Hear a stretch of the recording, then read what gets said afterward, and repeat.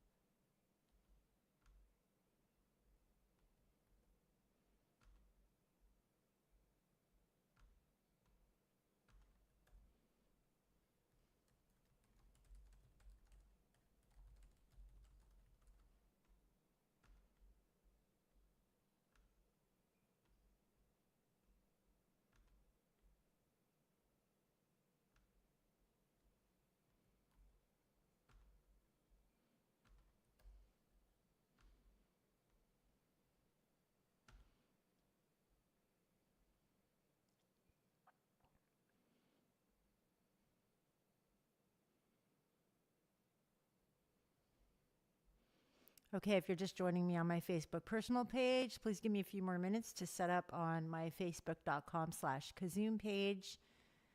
And, ooh, I've got an echo. I'm not sure what to do with that. Still learning here, still learning.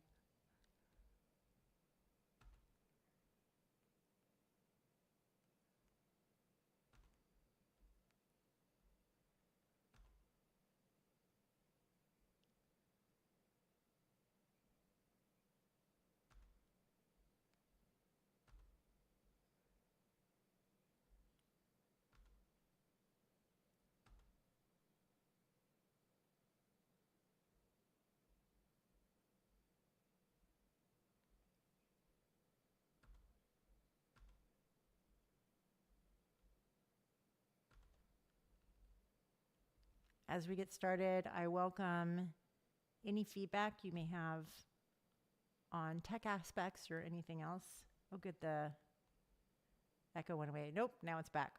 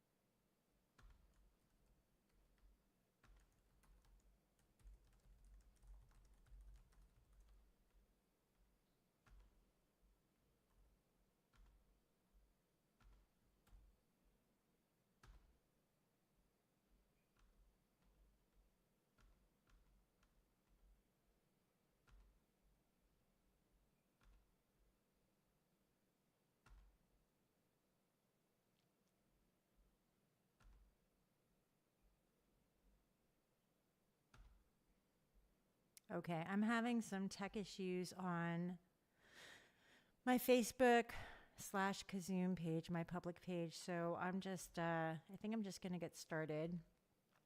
If the echo continues, which it is, I'm going to try switching to my speakers.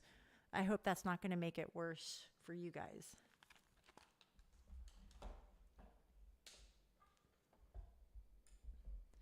Okay. Whoa. No, no, no, no, no, no, no, no.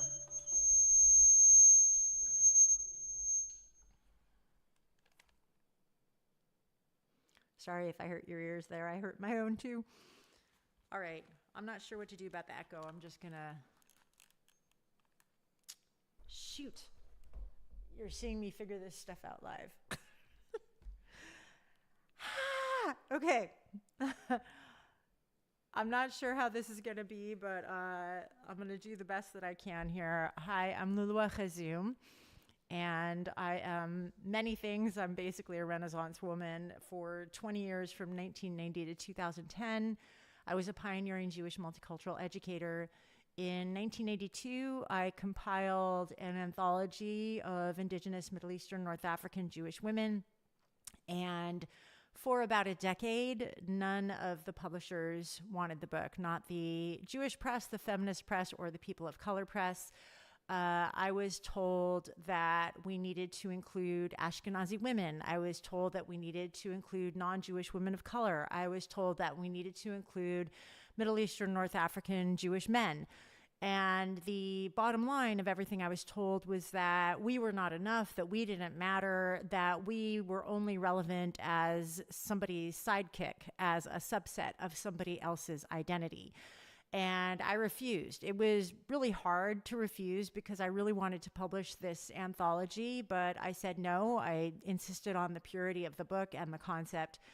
And then in 2001, after 9/11, suddenly people's consciousness shifted, and suddenly there were 7 literary agents fighting over publishing this book. So a lot of times, no matter what you do, you can do everything right. And I say this as a former public relations manager, which was one of my hats.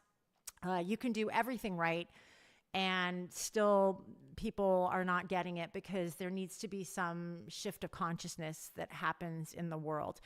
So the book was finally published in 2003. It was then taught throughout the Ivy League and at universities worldwide, and it was featured in numerous media outlets throughout the United States and globally as well. And I'm now going to be reading to you some excerpts. I'm going to be doing this as a series. And the first excerpt that I'm going to be reading is from Kyla Wazana Tompkin, who is Moroccan-Canadian, a Jewish woman. And it's really hard doing this with me echoing in my headphones, but I'm going to do the best that I can.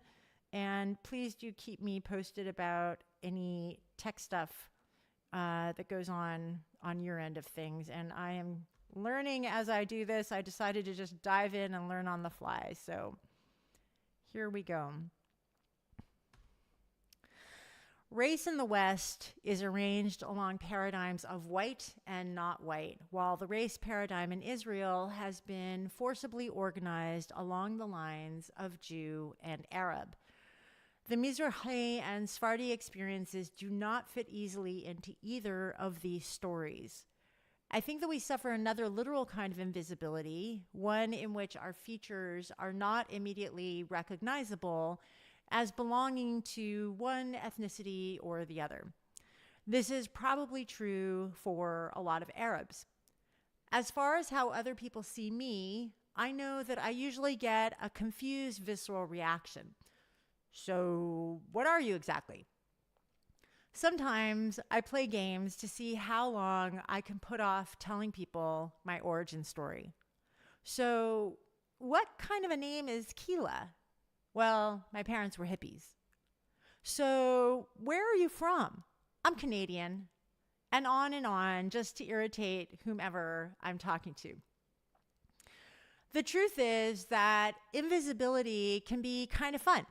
It allows for a certain flexibility of identification, a kind of public playfulness about the way people see us.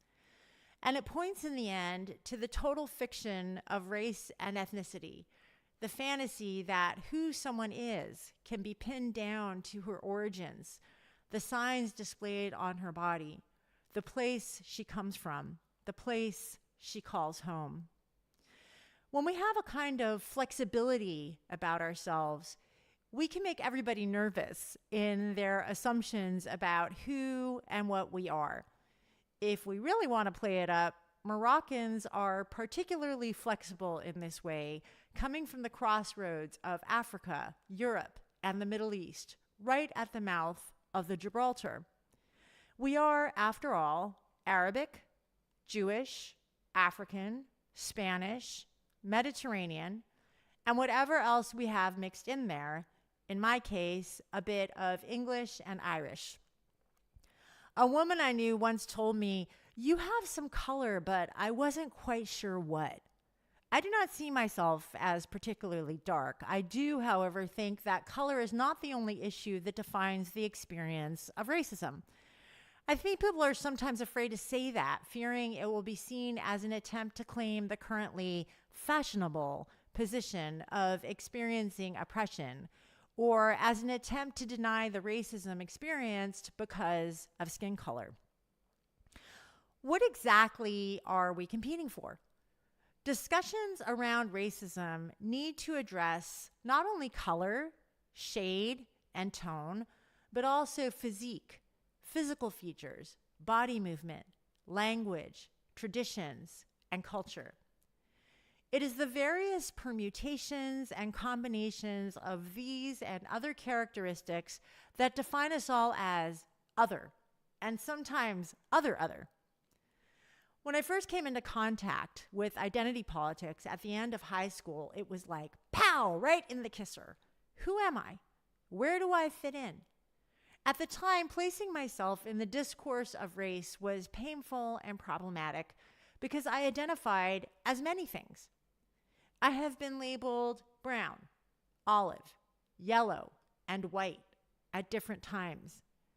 In addition to telling me I do not seem quite Canadian, people also have said that there is something not quite Jewish about me. If the reactions I get from people do not fall along the lines of confusion, they may exhibit Orientalism. "You look so exotic. I bet you smoke hash." And "Have you seen Casablanca?" A good friend of mine recently asked why I was looking outside of myself for the answer to who I am.